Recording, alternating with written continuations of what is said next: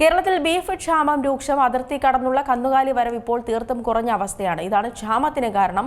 ഇതോടെ ബീഫ് സ്റ്റോളുകൾ പലതും അടച്ചുപൂട്ടലിന്റെ വക്കിലാണ്. നിലവിൽ 400 മുതൽ 470 രൂപ വരെയാണ് പലയിടങ്ങളിലെയും ബീഫ് വില.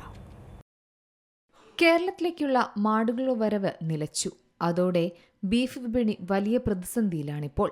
തമിഴ്നാട്ടിലെ കന്നുകാലി ക്ഷാമമാണ് ഇപ്പോൾ കേരളത്തിനും ബാധിച്ചിരിക്കുന്നത്. ഗോസംരക്ഷണത്തിന്റെ പേരിൽ ആന്ധ്രാപ്രദേശിലും കർണാടകയിലും ഇപ്പോൾ കന്നുകാലിയെ തടയുന്നതാണ് മറ്റൊരു പ്രതിസന്ധിക്ക് കാരണമെന്നും വിദഗ്ധർ പറയുന്നു.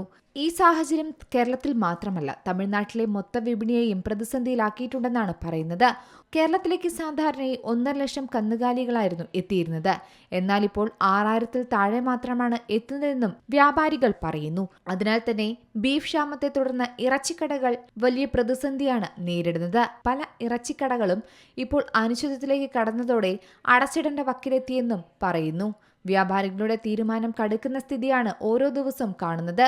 ഇന്ന് കേരളത്തിലേക്ക് കന്നുകാലികളെ വാങ്ങിക്കൊണ്ടുവരണമെങ്കിൽ വെറ്റിനറി ഡോക്ടറുടെ സർട്ടിഫിക്കറ്റ് അത്യാവശ്യമാണ്. എന്നാൽ ഇത്തരം ആരോഗ്യ സർട്ടിഫിക്കറ്റ് നൽകരുതെന്ന് ആന്ധ്ര സർക്കാർ ഉത്തരവുമിറക്കിയിരുന്നു. ഇത്തരത്തിൽ വലിയൊരു പ്രതിസന്ധി തന്നെയാണ് ഈ മേഖലയിൽ കാണുന്നത്. കന്നുകാലികളുടെ വരവ് നിലച്ചതോടെ സംസ്ഥാനത്തെ ബീഫ് സ്റ്റാളുകൾ പലതും അടച്ചുപൂട്ടലിന്റെ വക്കിലുമെത്തി. എറണാകുളം, ഇടുക്കി, കോട്ടയം ജില്ലകളിലെ പല സ്ഥലങ്ങളിലും ഇറച്ചിക്കടകൾ വാരാന്ത്യം മാത്രമാക്കി പ്രവർത്തിക്കുകയാണ്. മാടുകളെ കിട്ടാതായതോടെ വില വർദ്ധിപ്പിക്കുന്ന സാഹചര്യം ഇന്നുണ്ട്. നിലവിൽ ബീഫിന് കിലോ വില 400 മുതൽ 470 രൂപ വരെയൊക്കെയാണ് ഈടാക്കുന്നത്. ഈ സ്ഥിതി തുടർന്നാൽ വില 500-ലും ഒതുങ്ങില്ലെന്നും വ്യാപാരികൾ പറയുന്നു. അതിനു മുകളിലേക്ക് കുതിക്കാൻ തന്നെയാണ് സാധ്യതയുള്ളത്. മാത്രമല്ല, ലോക മാർക്കറ്റിൽ ഇന്ത്യൻ പോത്തിറച്ചിക്ക് വലിയ ഡിമാൻഡാണ് ഉയരുന്നത്. അതിനാൽ കയറ്റുമതി സ്ഥാപനങ്ങൾ ഗ്രാമീണ മേഖലകളിൽ വരെ എത്തി പോത്തുകളെ വാങ്ങിക്കൊണ്ടുപോകുന്ന സ്ഥിതിയുമുണ്ട്. ഇതും ക്ഷാമത്തിന് കാരണമായെന്നും വ്യാപാരികൾ പറയുന്നു.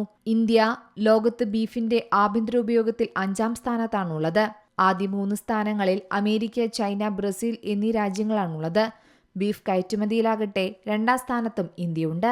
കയറ്റുമതിയിൽ മുന്നിൽ നിൽക്കുന്ന രാജ്യം ബ്രസീലാണ്. എന്നാൽ ബീഫ് കിട്ടാതായതോടെ സംസ്ഥാനത്തെ ഹോട്ടലുകളാണ് പ്രതിസന്ധിയിലായിരിക്കുന്നത്.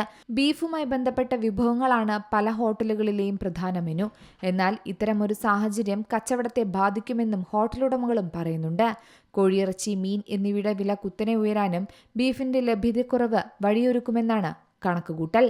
News desk Zee Malayalam news. ഏറ്റവും പുതിയ വാർത്തകളും വിശേഷങ്ങളും വിരൽത്തുമ്പിലറിയാൻ സീ മലയാളം ന്യൂസ് എല്ലാ ഡിജിറ്റൽ പ്ലാറ്റ്ഫോമുകളിലും ലഭ്യം.